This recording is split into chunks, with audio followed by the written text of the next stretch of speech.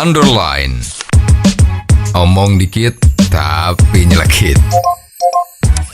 Bersama Om Bob. Temukan di channel YouTube Om Bob Indonesia.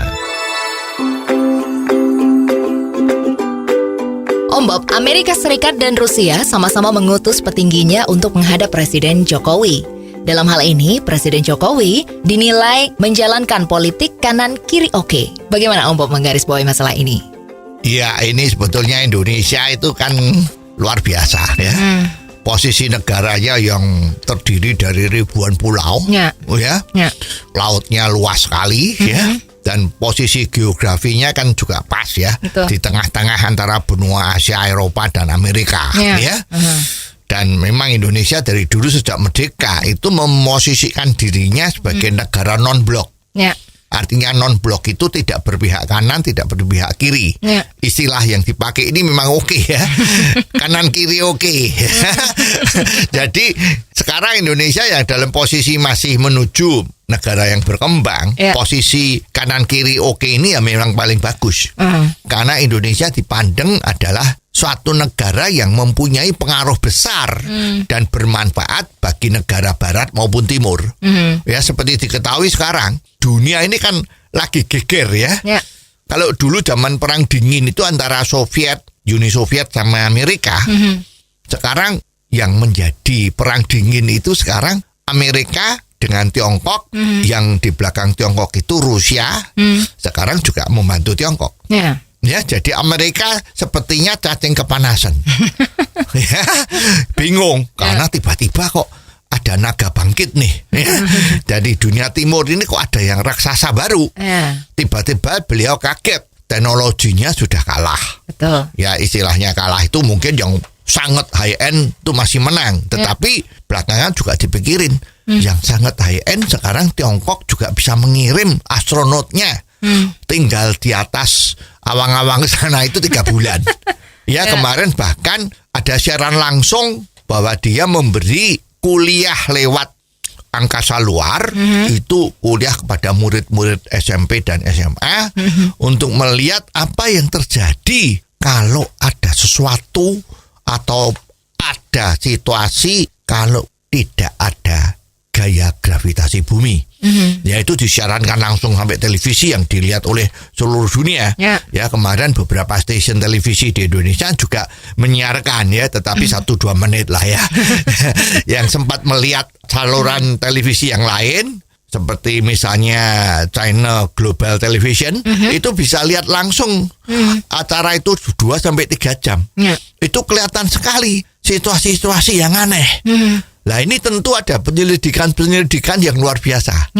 Bagaimana kalau unsur-unsur kimia itu diproses di sana, ya, tempat sesuatu yang tidak ada gravitasi buminya akan terjadi seperti apa? Ya, jadi ilmu teknologinya ini juga sebetulnya sudah mengimbangi Amerika. Ya. Bahkan kemarin dari Rusia juga mengeluarkan statement bahwa dia punya pesawat atau rudal balistik itu sudah melampaui kemampuan yang dimiliki oleh Amerika. Maka Amerika seperti cacing kepanasan. Dia kan negara superpower. Cuman dia punya sistem negara itu kan sepertinya itu masih tetap sebagai kapitalis ya. Jadi yang kaya tambah kaya, yang miskin tambah miskin. Ya, karena macam-macam persoalan itu dia lupa bahwa persahabatan dengan antar bangsa-bangsa di dunia ini juga harus penting. Dia cuman mikirin saya pengennya begini. Kalau you nggak mau sama gua persis seperti gua yang inginin, awas gitu kan. Kan banyak kejadian tuh ya. Seperti negara Iran ya, Irak itu kan sudah merasakan apa yang terjadi. Nah, sekarang tiba-tiba negara Afrika itu relatif semua sudah bersahabat dengan Tiongkok plus Rusia. Nah, sekarang dia juga melihat ini negara-negara Asia ini kok sepertinya juga condong menuju persahabatan dengan Tiongkok dan Rusia tadi itu. Maka you lihat kemarin tanpa angin, tanpa hujan, tiba-tiba Menteri Luar Negerinya Amerika itu datang ke Indonesia. Dia melakukan kunjungan ke Indonesia, ke Malaysia, nanti ke Thailand, ya. beberapa tempat, tapi ya sialnya katanya dia sampai di Indonesia pada saat perjalanan ke Malaysia. Waktu di sana dicek PCR, ternyata ada yang kena COVID. Betul. Jadi mereka pulang lagi ke Amerika ya. Kunjungan-kunjungan itu ya menjadi tidak smooth.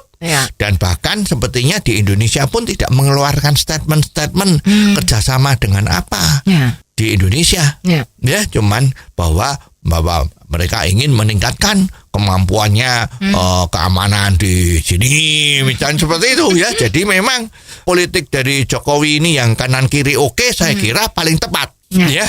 Sepanjang kita mikir siapa yang menguntungkan Republik Indonesia ini secara ekonomi, lah itulah yang harus dirangkul.